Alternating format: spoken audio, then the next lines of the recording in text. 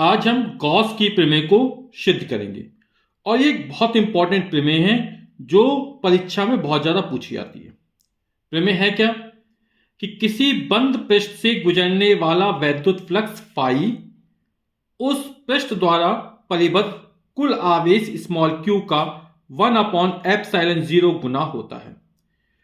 अब ये जो प्रमेय है ये स्थिर विद्युत्की में किसी काल्पनिक पृष्ठ जिसे हम गॉसियन पृष्ठ कहते हैं से गुजरने वाले वैद्युत फ्लक्स तथा पृष्ठ द्वारा परिबद्ध कुल आवेश के बीच संबंध बताता है। यदि किसी बंद पृष्ठ ए से परिबद्ध कुल आवेश स्मॉल q है तो कुल वैद्युत फ्लक्स, ये कुल वैद्युत फ्लक्स फाई, तो कुल वैद्युत फ्लक्स फाई बराबर कितना हो जाएगा? बोल रहा है कुल आवेश q का 1/ε0 गुना होता है। तो आवेश q का एप्सिलॉन यानी 1/ε0 यानी q/ε0 है ना। वैद्युत फ्लक्स कहते किसे हैं कि वैद्युत क्षेत्र में किसी पृष्ठ से लंबवत गुजरने वाली बल रेखाओं की संख्या को उस पृष्ठ से बद्ध वैद्युत फ्लक्स कहते हैं। और वैद्युत फ्लक्स का मान जो होता है वो वेक्टर E व वेक्टर dA के अदिश गुणनफल के बराबर होता है। यानी वेक्टर E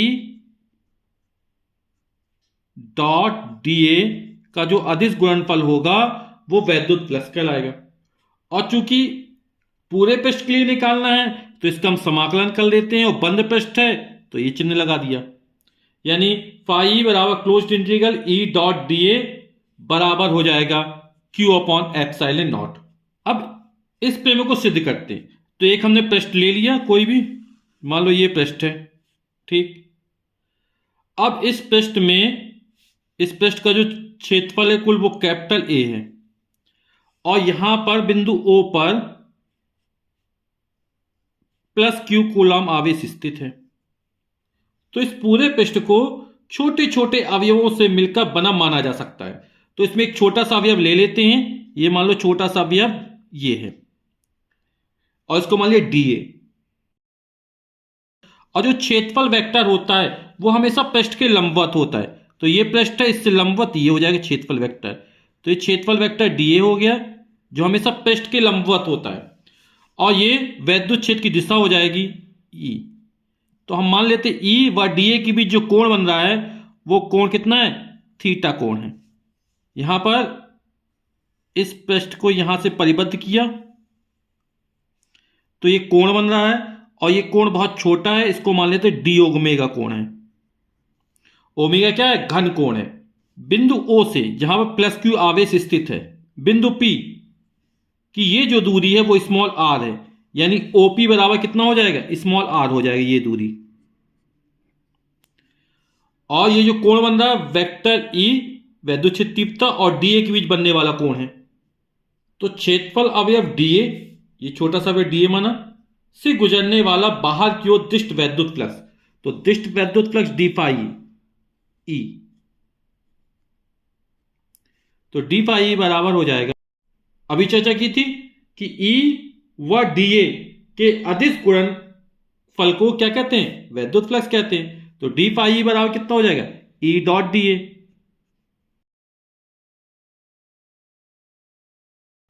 और ई डी ए वाला क्या हो? E D A cos theta हो जाएगा। जानते ए डॉट बी वाला ए बी कॉस थीटा, तो ई डॉट डी ए वाला E D A cos theta हो जाएगा।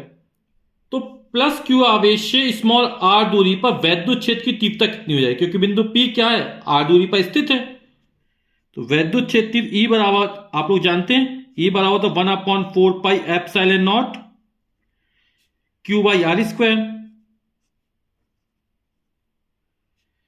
तो ये जो वैल्यू है ई की यहां पर रख देंगे तो डी पाई ई का मान निकल आएगा। तो डी पाई ई बराबर हो जाएगा 1/4πε0 q/r² और D A cos theta.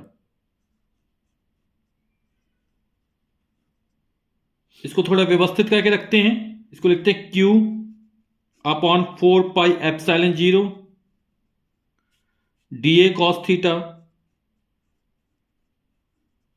Upon r²। D phi बराबर होगा ये।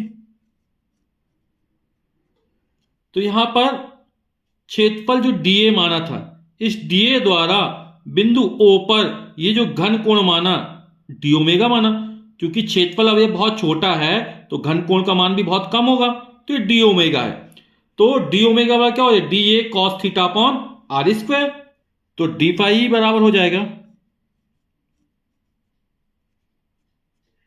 यहां पर d A cos theta upon r square की जगह आ जाए डी ओमेगा, क्योंकि d A cos theta upon r square पर डी ओमेगा क्षेत्रफल अवयव डी ए द्वारा बिंदु ओ पर अंतरित घन कोण, तो ये हो जाएगा क्यू अपॉन 4 पाई एप्सिलॉन 0 और यहां पे आ जाएगा डी ओमेगा। अभी हमने छोटे से अवयव डीए के कारण निकाला है वैद्युत फ्लक्स, अब हमें पूरे अवयव जो पूरा क्षेत्रफल कैपिटल ए है इसके कारण निकालना है ना। अभी हमने क्या छोटे छोटे अवयवों से बना माना था, तो एक छोटे अवयव के कारण निकाल लिया। अब पूरे के कारण निकालेंगे तो क्या करेंगे, सभी जितने छोटे छोटे निकलेंगे उसको जोड़ना पड़ेगा, यानी हम पूरे का समाकलन ले लेंगे। तो संपूर्ण पृष्ठ ए से बाहर की ओर जाने वाला कुल वैद्युत फ्लक्स, तो कुल वैद्युत फ्लक्स हमने फाई मान लिया, तो फाई बराबर हो जाएगा, संपूर्ण के कारण निकालना है तो इसका समाकलन निकाल देंगे डी फाई। अभी लिखा था डी फाई बराबर ई डॉट डी ए, तो यहां पर आ जाएगा E dot d A. D phi का मान निकाला अपन ने q upon 4 pi epsilon d omega, तो इसको यहां पे लिख देंगे q upon 4 pi epsilon 0 d omega. अब क्यू आवेश का मान तो बदलेगा नहीं, क्यू का मान फिक्स, इसको बाहर निकालेंगे, 4 पाई एप्सिलॉन 0 इसका मान फिक्स है, तो 4 पाई एप्सिलॉन 0 बाहर निकाल लिया। ये संपूर्ण समाकलन पूरे पृष्ठ का है ना, ये क्लोज्ड इंटीग्रल डी ओमेगा। अब ये घन कोण पर निर्भर करता है ना। अब ये संपूर्ण घन कोण है, और संपूर्ण घन कोण का अधिकतम मान कितना होता है, आप लोग जानते हैं किसी वृत्त के केंद्र पर जो अधिकतम कोण बनता है वो 360 अंश होता है, उसको 2 पाई कहते हैं। इसी प्रकार किसी गोले के केंद्र पर जो अधिकतम घन कोण बनता है उसका मान कितना होता है, 720 अंश या 4 पाई होता है। तो ये संपूर्ण के लिए निकालना है, तो यहां पर अधिकतम मान कितना हो जाएगा, 4 पाई के बराबर हो जाएगा, तो यहां पर इसको हटा क्या रख देंगे, 4 पाई रख देंगे। तो ये हो गया संपूर्ण घन कोण का मान 4 पाई, संपूर्ण पृष्ठ ए द्वारा बिंदु ओ पर अंतरित घन कोण, तो यहां पर अपन 4 पाई रख देंगे, तो फाई बराबर हो जाएगा ये क्यू अपॉन 4 पाई एप्सिलॉन 0 और यहां पर आएगा 4 पाई, 4 पाई से 4 पाई कट जाएगा, तो फाई बराबर मिल जाएगा क्यू अपॉन एप्सिलॉन 0, और यही गॉस की प्रमेय है।